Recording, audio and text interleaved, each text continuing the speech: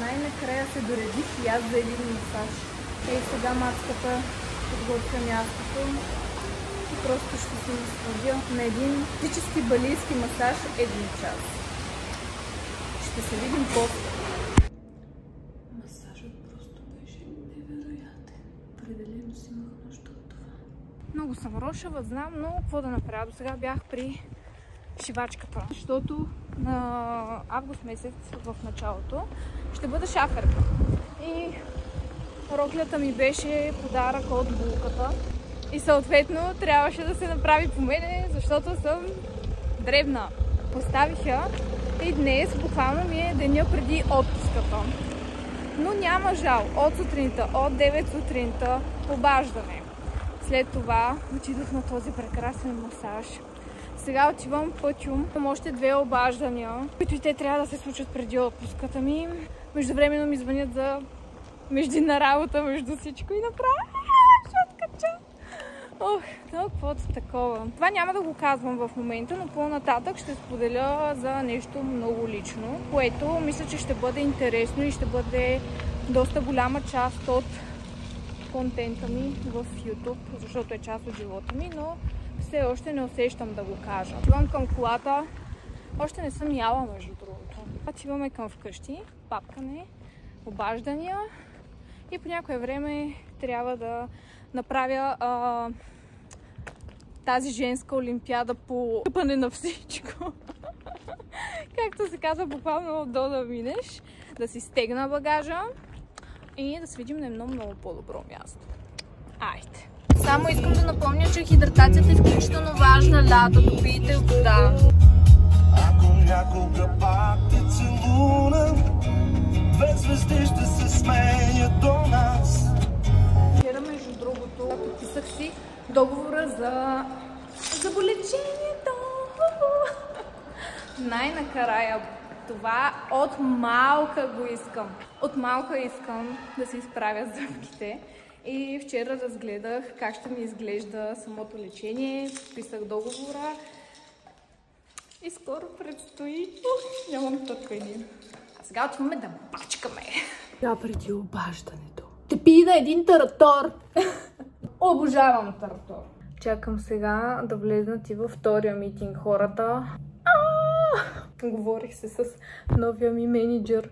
Позволи ми с удоволствие да не си използвам лаптопа и телефона по време на отпуската. Вика, да бе, почини си, всичко точно. Hello! Вече сме от по-доброто място. 3-ти или 4-ти ден, не знам. Не съм снимала, защото имах нужда от малко адаптация. Днес ще ходим на един частен плаж. Между другото говоря така, защото с нощи, боже, от кога не бяхме ходили на бар. И резултата, разбира се, е това. Паднал глас, звуча като травестит и всичко е точно. И не съм се наспала, боже. Нищо ще ми мине. Да, сега отиваме към този частния плаж. Изглежда супер красиво. Дано да е така, както и на снимките. Ако не, next. Пристигнахме. И, боже господи, между другото, пътя до тук много ми харесва. Тази част на Созопол е изключително красива. Вау! Гледката, която се открива. Еха! Вау!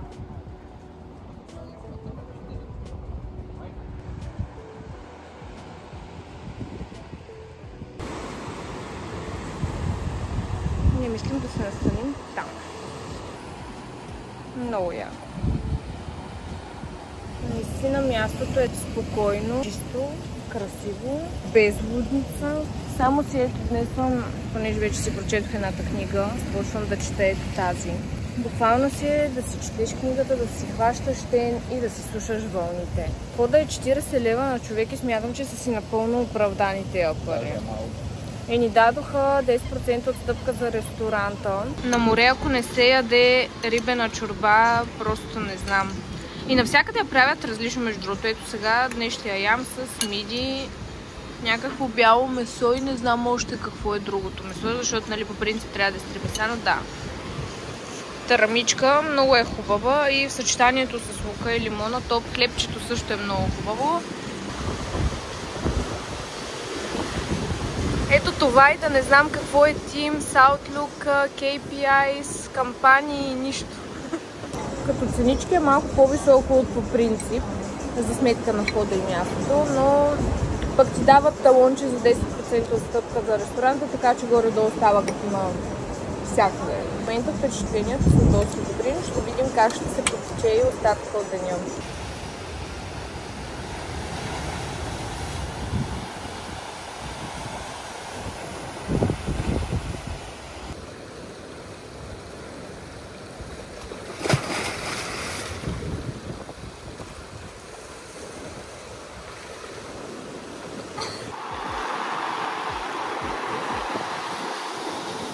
Много яко се чува от камъни.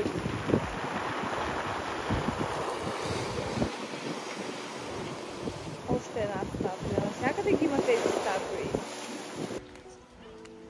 Това е интересна статуя. Между другото всичките са супер интересни. Естетик сянка. Много обичам такива вещи с всякакви неща.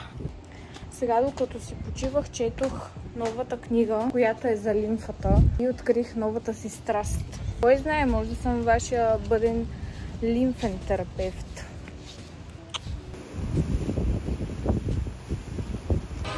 И така, не знам къде съм стигнала отново. Събрахме с милата ми Иланка. Няма отлепяне. И дойдохме на Comedy Club. И сега чакаме да започнем всеки момент. Ако си грозен, ще бачкаш. Не ме кефи, ма бачкам през лятото в 10 часа вечерта. И мислих, че само в днешно време е така. Мислих, че това е вярно, откакто има Фейсбук и Инстаграм, такива мерии да правят готините мацки кинти.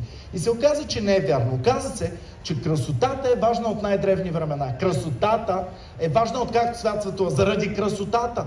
Дори и войни са се водили хора. Троянската война е заради хубавата Елена. Няма нито една война в историята на човечеството заради грозната, ма супер свясна по характер Елена. Или заради гърбавата Елена, де треша квадратни уравнения като на нормално. Или заради Елена с трите цирия на челото, ма най-хубавата му сака прави в Ахтопол. Вие нормални сте, как ще ги надъха Ахил войниците? Представете, момчета, грабайте оръжието и скачайте в кораба. Ще ходят 5 години в Троя да спасяваме Елена. Коя Елена е, брат? Хубавата Елена ли? Не, момчета, днес ще отидем гърбавата Елена да спасим. Брат, тя си е добре там в Троя вече, човек. Представлението приключи. Впечатления, че е само жената, която не знам как се казваш, Петя. Някаква си Петя. Беше забавно, доста даже. Имаше много секс позиции, много. И е много неудобно да ходиш на комеди шоу с секс позиции, когато си с майка си. Just saying.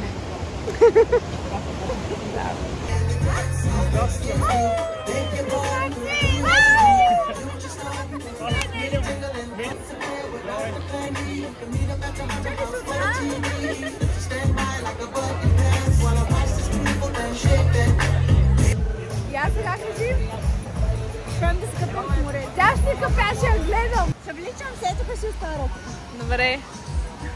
Обаче мен ме е супер страх. Аз само държа дрехите. Че е много скандал за архива, да. Между другото, я покажи какво си държиш тайно в ръчичка. Сутенче и гащичка.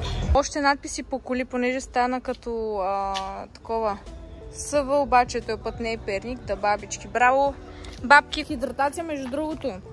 Hydration, лятото изключително важно да се особено след алкохол. Да.